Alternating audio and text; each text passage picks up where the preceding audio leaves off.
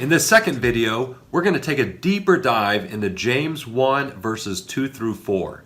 If you haven't seen the first video, I encourage you to go watch it, and it's a little more of an overview, and then now we're going to take a deeper dive and break it down verse by verse. So let's jump right in. So in James 1:2 it says, "Count it all joy, my brothers, when you meet trials of various kinds." And so the first thing we see there is that count it all joy, or consider it pure joy. And so I think one thing we can take right off the bat is that it's not a suggestion, this is a command. This is a biblical command of how we should handle this situation. And the two words there, all, or I say two words depending on your translation, so whether it says pure joy or all joy. And so I think this is emphasizing the quality of the joy. So it's not something that we should do halfway, but we should be all in, right? Consider it pure joy, or count it all joy. And then moving right along here, it says, when you meet trials of various kinds. And so when we look at this word that's translated to trials, there's two general meanings that we see in the New Testament. And so one is an inner enticement to sin, and then the second is an external affliction. And so right now we could be experiencing both of those. And in the New Testament sometimes we see one or the other, or sometimes we see both. And so right now, this virus that's spreading around, obviously there's this external affliction, right, that's going on around us, that's causing a change in the way we live our lives. And then through that, there could be a greater temptation to sin. And so maybe for some of us, that's worry and anxiety and fear. And for others, it's boredom and other things that could be manifesting through that. And so we're probably experiencing trials that we may not have experienced before, or some existing trials that we normally struggle with. And so right here, we see that James is talking about a couple different types of trials that we could be facing. He's covering all of that, I should say. I want to point out, so as I was studying for this, I found a good quote, and this was by Tim Keller. And he says, "Suffering is the difference between what you want and what you get." And so for some of us, I would say we're experiencing different trials, right? So even though we're going through the same circumstance, we're all being forced to stay at home a lot more than we're used to.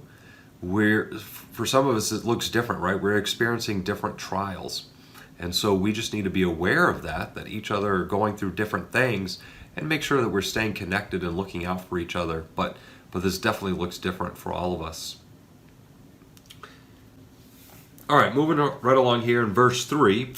Once again, "Count it all joy, my brothers, when you meet trials of various kinds, for you know that the testing of your faith produces steadfastness," or some translations may say perseverance or endurance.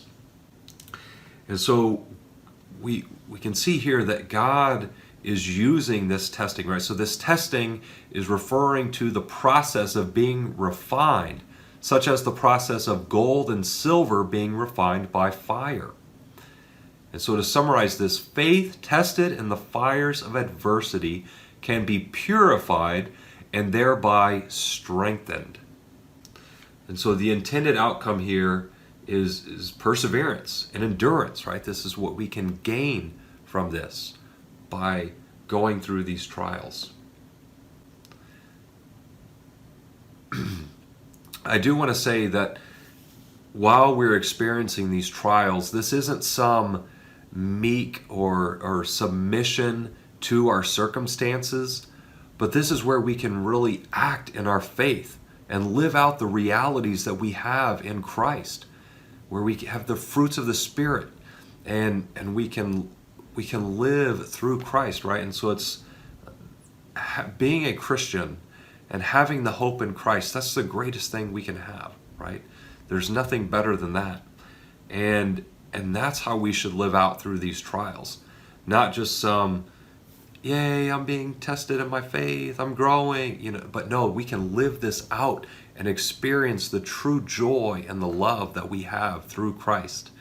And that can allow us to persevere, right? That can allow us to face the griefs and the sorrows that we experience in this life, the trials and the tribulations, we can stand firm in our faith and live out the joy of the realities that we have in Christ. All right, wrapping up here in verse 4, and it says, "And let steadfastness have its full effect, that you may be perfect and complete, lacking in nothing." And so here we see the outcome. And so the outcome is that believers who faithfully endure trials will be mature and complete, not lacking anything. And so once again, we see this is a command here. It's not just a suggestion, a good thing that we can do, but it's a command that we see. Let steadfastness have its full effect. And so if we surrender to God and allow Him to work through this process, then we can mature in our faith. We can grow in Christ's likeness. One thing that I thought was interesting as I was studying through this is that there are two similar verses here by two different New Testament authors. And so in Romans chapter 5, verses 2 through 5, we see something very similar. And then also in 1 Peter chapter 1, verses 6 and 7. I encourage you to take a closer look at those verses and you can see a similar teaching. All right, just a few final thoughts here as we wrap up. One thing that I've heard Pastor Greg say over the past couple weeks is don't waste your trials. And so if we succumb to the temptation and we fall into sin, then we're wasting those trials. We're not allowing God to refine us through that process of testing. And so we have to surrender to Him and allow Him to work in us and to refine us and to purify us. So don't waste your trials. Also, have confidence in God's providence. Know that we are in His hands and He is in control. And then also something to take away from this is that as we mature in our faith and as we go through these trials, we can come out the other side better. So just like Justin was talking about in practicing or in running, that we come out better on the other side. And part of that is that we can help minister to others as they are going through trials. One other thing to think about is how are we going to respond? I think the world is watching us, and as Christians we can be under the microscope a lot. And so how are we going to respond in these difficult times? And so as Christians, we're able to walk through these trials because we know that our hope is in Jesus Christ. Our hope is not here in this temporary residence that we have on this earth. And for the secular world, that's not the case. And so they don't have a way or a means to deal with trials. In this post-truth world that we live in, it's all about how you feel and your truth. And they have nothing to lean on except themselves. And we have the truth, and that is in Jesus Christ. And that's where our strength comes from, and that's where our hope comes from. And so the way that we handle this can be a witness to the lost. All right. Last thing I'll say here is that if you need additional help, read on. Right? In the next verses, James talks about asking for wisdom. So read those next few verses, and they're very encouraging as well. All right, so on Tuesday night, we're going to gather on our Zoom call, and we're going to discuss this. And I have a couple discussion questions for us. But first off, what are some trials you are experiencing during this time of quarantine? And then second, how are you able to count it all joy to face these trials? And so I encourage you to think about those, and Tuesday night we will discuss those as we come together.